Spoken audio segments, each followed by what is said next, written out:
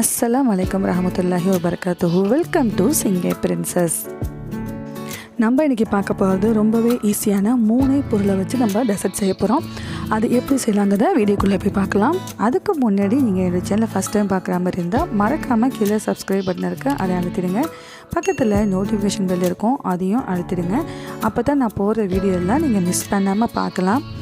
இப்போ ஃபுல் வீடியோவையும் ஸ்கிப் பண்ணாமல் பாருங்கள். முதல்ல பீனட்ஸ் வறுத்து எடுத்துக்க போகிறேன். அதுக்காக அடுப்பில் ஒரு பேன் வச்சுருக்கேன். பேன் சூடான பிறகு இதில் 250 கிராம் பீனட்ஸ் ஆட் பண்ணியிருக்கேன். நல்லா இதை வறுத்து எடுத்துக்கலாம். அடுப்பை மீடியமான ஃப்ளேமில் வச்சு இதை 10 நிமிஷத்துக்கு நல்லா வறுத்து எடுத்துக்க போகிறோம். இப்போ 10 நிமிஷம் கழித்து நல்லா வறுப்பட்டுடுச்சு. இதை நான் ஒரு பெரிய ட்ரேயில் மாற்றிக்கிறேன். நல்லா இதை ஆற விட்டுடலாம். பீனட்ஸ் எல்லாமே சூடாக இருக்கும். ஸோ இந்த ட்ரே ஃபுல்லாக நம்ம ஸ்ப்ரெட் பண்ணி விட்டுட்டு நல்லா ஆற விட்டு எடுத்துக்க போகிறோம். இப்போ பார்த்திங்கன்னா கடலை நல்லா ஆறிடுச்சு. இதேமாரி 2 கையில் கடலையை எடுத்துக்கிட்டு தேய்ச்சி விட்டிங்கன்னா தோல்லாம் உரிச்சிக்கிட்டு வந்துடும்.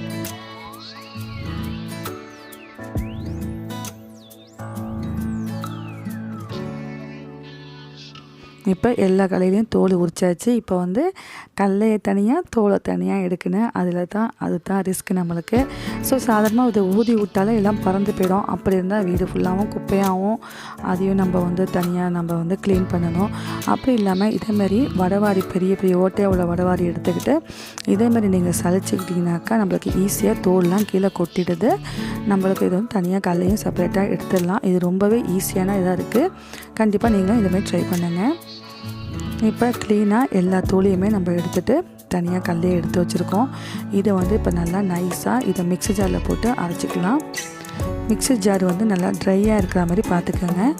இதில் கடலையை போட்டு எல்லாத்தையுமே நல்லா நைஸாக அரைச்சி எடுத்துக்க போகிறோம். இப்போ நல்லா நைஸாக அரைச்சாச்சு, பார்த்திங்கனாலே தெரியும். அரைச்சி வச்ச கடலையை பெரிய பவுலுக்கு மாற்றிக்கிட்டேன். இதில் ஒரு 5 ஸ்பூன் அளவுக்கு தேன் ஆட் பண்ணிக்கோங்க. தேனை ஆட் பண்ண பிறகு நல்லா எல்லாத்தையும் மிக்ஸ் பண்ணி விட்டுடலாம்.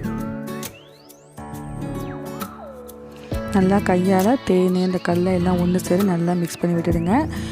இப்போ நல்லா நான் மிக்ஸ் பண்ணிட்டேன். இதேமாதிரி கையால் அழுத்தி பாருங்கள், நல்லா சாஃப்டாக அந்த மிக்ஸ் பண்ணியாச்சு. இப்போ பார்த்தீங்கன்னா 4 மூலையாக உள்ள கிளாஸ் ட்ரே எடுத்திருக்கேன். இதுக்கு மேலே பேக்கிங் பேப்பர் போடணும். அது எப்படி கட் பண்ணலாங்கிறதே நான் உங்களுக்கு காமிச்சிருக்கேன். ஸோ இது 4 பக்கமாக உள்ள சைஸை மெஷர்மெண்ட் பண்ணி கட் பண்ணிக்கலாம்.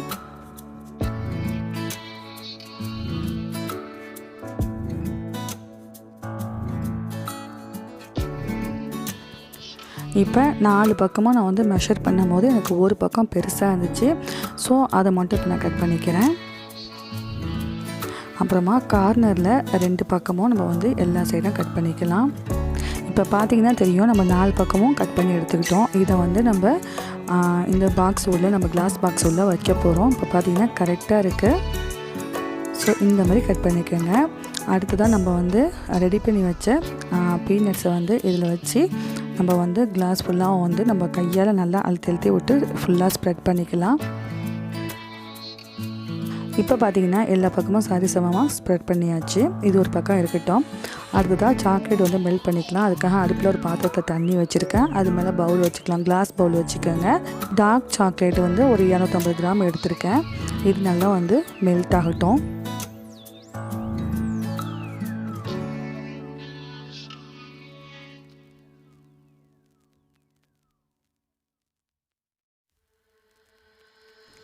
இப்போ சாக்லேட் நல்லா மெல்ட் ஆகிடுச்சு. அடுப்பு ஆஃப் பண்ணிட்டு இந்த பவுலை எடுத்து வச்சிடலாம். நம்ம ரெடி பண்ணி வச்சுருக்க பீனட்ஸ் மேலே ஒரு 3 டேபிள் ஸ்பூன் அளவுக்கு நம்ம சாக்லேட்டை போட்டு ஃபுல்லாக ஸ்ப்ரெட் பண்ணி விட்டுக்க போகிறோம்.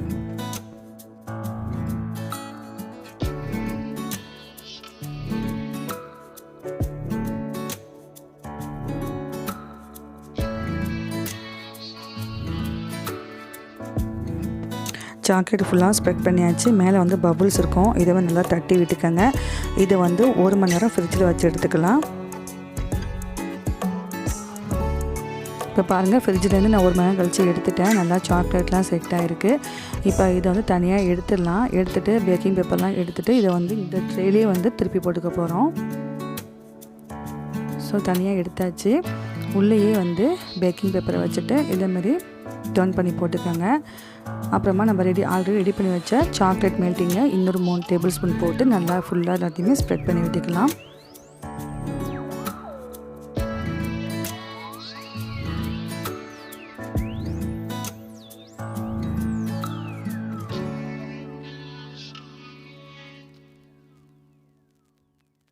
சாக்லேட்டை எல்லா பக்கமும் நல்லா ஸ்ப்ரெட் பண்ணி விட்டாச்சு.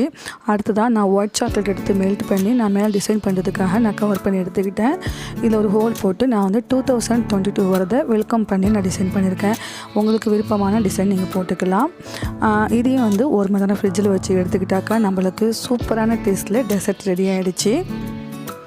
இந்த டெசர்ட்டை உங்களுக்கு விருப்பமான ஷேப்பில் கட் பண்ணிக்கிட்டு சாப்பிட்லாம். கிட்ஸுக்கெலாம் ரொம்பவே பிடிக்கும். கண்டிப்பாக நீங்களும் இந்த மாதிரி ட்ரை பண்ணி பார்த்துட்டு உங்கள் ஃபீட்பேக் அண்ட் கமெண்ட்ஸில் சொல்லுங்கள். இந்த வீடியோ பிடிச்சிருந்தால் லைக் பண்ணுங்கள், உங்கள் ஃப்ரெண்ட்ஸ் அண்ட் ஃபேமிலிக்கு ஷேர் பண்ணுங்கள். மறக்காமல் இந்த சேனலை சப்ஸ்கிரைப் பண்ணுங்கள். தேங்க்ஸ் ஃபார் வாட்சிங்.